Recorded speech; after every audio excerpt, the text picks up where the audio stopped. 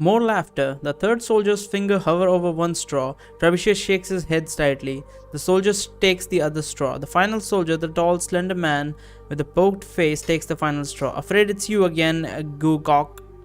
Gukog, says Trebuchet. Such a shame. You have no luck at all. I won game? The man you assume is Gugok asks. The other soldiers have turned red-faced as they struggle to contain their laughter. One of the soldiers smiled at Gugok. Trebuchet, for the sake of gods, don't let that dimwit down into the sewer wearing the armor. He stinks enough as it is. Trebuchet frowns.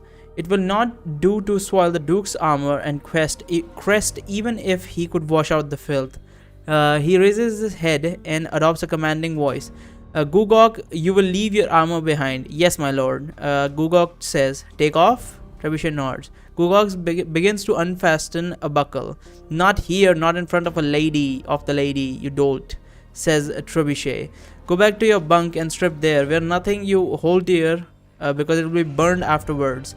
Take only your naked sword, no sheath. Gugok wrinkles his eyebrow in confusion. Trebuchet takes a deep breath and repeats his instructions. Eventually, Gugok leaves. Okay, so they're just picking on the quote-unquote dumb soldier. Remaining, I don't think it's a good idea to hire someone like that. I mean, he could easily be used as a, information leaking weak link. The remaining soldiers disperse, but not before one of them make a pass at Kriya, offering to personally scrub every inch of her body after she returns from the sewer. She waves him off with one hand as her other hand twitches. You wonder if there will be a hex on that man later. I mean, he's just saying, he's not really doing anything. I don't think it's a good idea to just throw around hexes at people just because they're talking to you and making comments you don't like. But regardless, that's not my concern. My concern is this fucking headphone that fucking keeps coming off my head. That is my concern. You probably should be more interested in what is going on around you, but instead you slip into your habit of trying to discern objects or creatures out of the cracks in the stone mortar on the floor.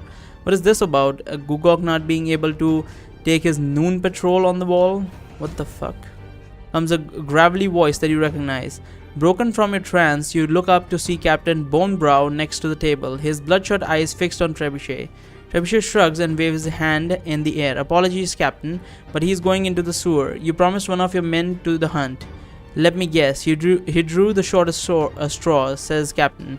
Trebuchet nods. What a surprise, says the captain sarcastically. Trebuchet lowers his eyes. Okay, so Trebuchet is picking on that guy, but the captain is not about their life. The witch, says the captain, now glaring at Kriya. He strides over to the two of you. See that you don't lose my man down there. He then turns to you. Boy, he says, looking you up and down. What do you mean to do? Strangle the rats with your bare hands? I have a dagger, sir, you say, patting your cloak. Little better, he laughs. Come, he mentions for you to follow him. We want you to slay the rats, not feed your flesh to their young. The captain leads you and Kriya deeper into the creek. Are we going to the armory? He unlocks a door and ushers you into what appears to be a storage room. Sacks of grain line the wall. A cloud of fruit flies puff up from an open crate of apples. The captain points to a few rusty weapons propped against the wall. Pick one, he says. It is only for loan, mind you. You have to bring it back. A military pike is the largest weapon. It's 12-foot long spear with a 12 foot 12-foot long spear. Are you serious? That's like double me. How do you use something like that? That's way too long. I mean, I think 8 feet for any spear suffices. Well, it's not technically it's technically a spear, but it's technically also a pike. And pikes are supposed to be used for, like, shoving through people and putting them up on walls and stuff like that, I think. That's the only thing I've seen pikes ever used for. I don't think I'm going to take that. You were trained with a pike during your brief service in Lord Wellington's army. For a melee weapon, nothing matches its reach. However, it could be unwieldy down in sewer. I know that because in Dark Souls, you will glance your sword off on everything whenever you go down into the sewers and shit. A short sword is in a worn sheath sits next to it.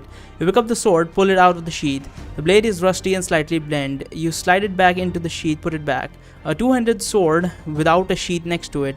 The blade is also rusty, pitted as though it may be banged against its share of plate armor. You lift it, very heavy but very powerful. Next to that is a simple spear about 5 feet long. The head of the spear is rusty, but its tip is sharp.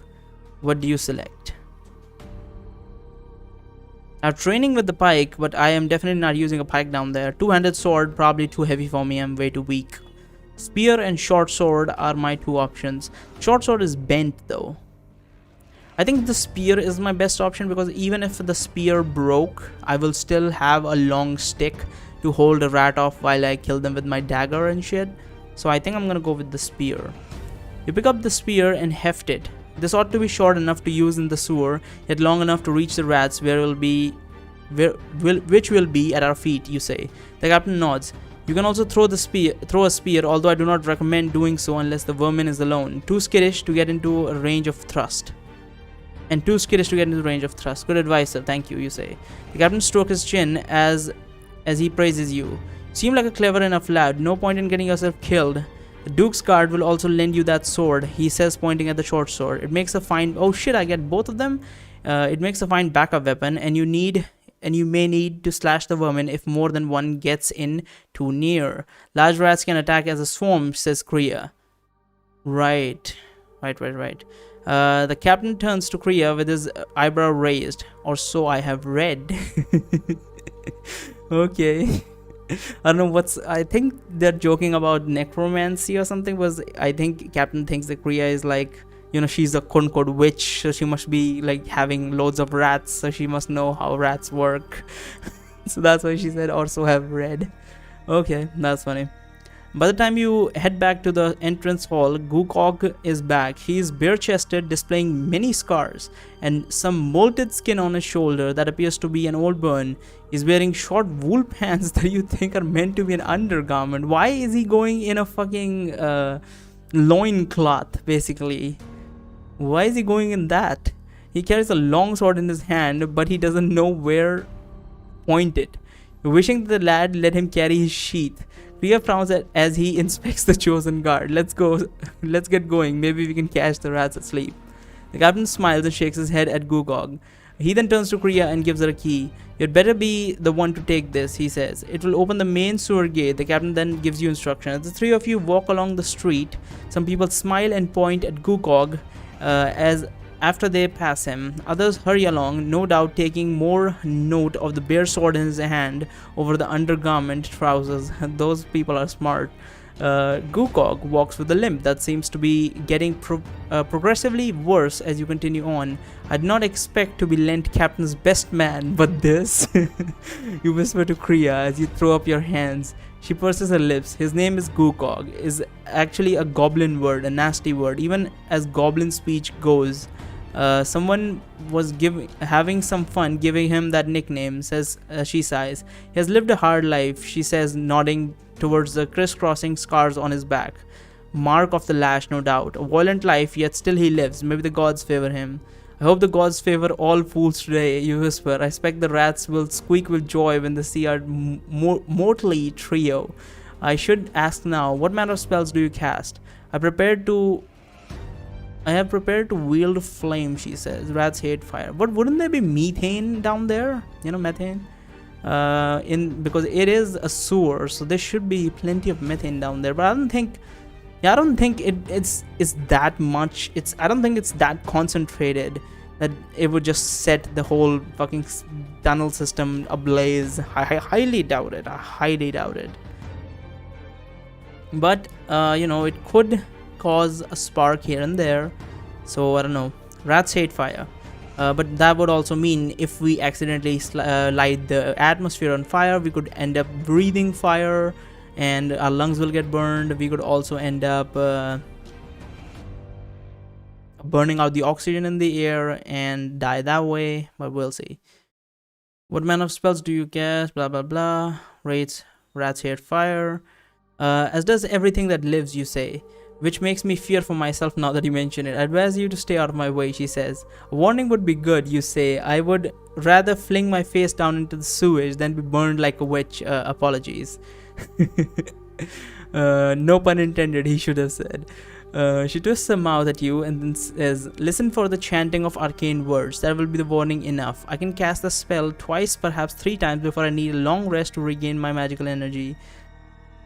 I was about to say that is very little, and like, oh, why are mages this weak? But in this world, mages are actually very weak. Like, they're really strong, but they're at the same time extremely weak. You know what they remind me of? They remind me of artillery mages.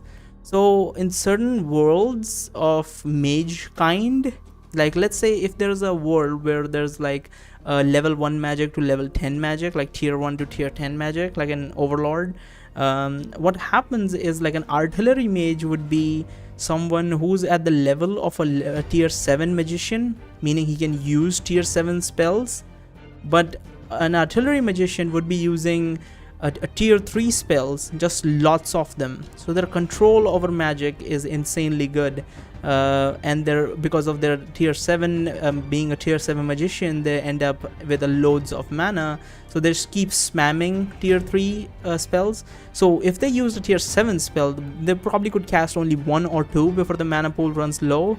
But in this case, perhaps an artillery mage would be able to use tier 3 spells, just loads of them. So you think of it this way, that instead of one mage using a gigantic spell that causes like 30 to 40% of your men dying, an artillery mage would essentially be firing like 100 fireballs at you from a distance. So this is like completely bombarding of the battlefield, loads of people injured, dead, suppressive fire, they cannot move forward, while the mage's side people do their own thing. So that's what an artillery mage is. In this world, essentially they're all artillery mages, but they don't have a large mana pool. So it's like it's essentially like a level 3 mage, a tier 3 mage, firing spells rapidly that are tier 2. They immediately run out of mana like that.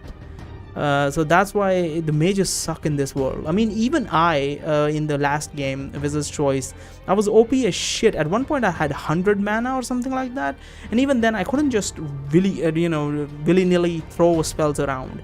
Now, the versatility of those spells are a different story. There's loads of spells that consume little mana and do great effect. There are some spells that consume shit ton of mana, but they have insanely powerful spells that like completely could even decimate gods and stuff, or demons, gods, or whatever. So yeah, it's insane. Like, on one hand, in certain situations the mages are OP. In other situations the mages are absolute weaklings, honestly. So that's why even her is like going to be less, like 2 or 3 fire spells. Was that going to kill 3, 4, 5, maybe a dozen rats at most, and then she has to rest. So yeah, that's a bit of and it says a long rest. That means basically 8 to 10 hours, because that's how long my character slept in the last game. Usually I go to sleep at night and wake up in the morning, so I'm guessing at least 6 to 12 hours we sleep. Anyhow, can you cast it swiftly, you ask. A few seconds to prepare. It works best if I have a surprise on my target, she says. And while we are on the subject of what I do, let me ask, what precisely do you do? I will wield a weapon, but I need to when I need to, but I prefer stealth and subtlety. You say. Kriya sighs. What subtlety do you plan to use with rats? She says, a strong arm, a strong stomach seems a better match for the task. Do not concern yourself with me, you say as you heft your spear, stabbing near the street ahead of you. By nightfall, I hope to trade your empty boasts for hard gold coins, she says. That's funny. Okay. The metal grate that marks the sewer entrance is set into the street. Kriya works the lock with the key for an agonizing minute or two, but probably rusted, before giving up. The captain must have given us the wrong key, she says. Through clenched teeth. Let me try, you say. As you take the key, the lock is beyond rusty, but you can tell the key almost works. With your lock-picking skills and a bit of lantern oil for lubrication, you're essentially able to maneuver the key successfully. It looks like I have already earned my share of the gold, you say, smiling at Kriya as you stand up. You think it would take the lock-picking skills of a thief to open a lock using the key. He says, not as impressed as you had hoped. Obviously, it has been a very long time since anyone has been down there. Not the sort of place for a holiday, you say, crinkling your nose as a stench wafting through the bars. Despite your best efforts to open the grate silently, the door lets out a mighty echoing screech. Kriya has lit the lantern and is shining it down a stone stairway into the wetness. I hope there's enough air down there for us to breathe. Hopefully the sewers are ventilated at least, because this is going to be an issue.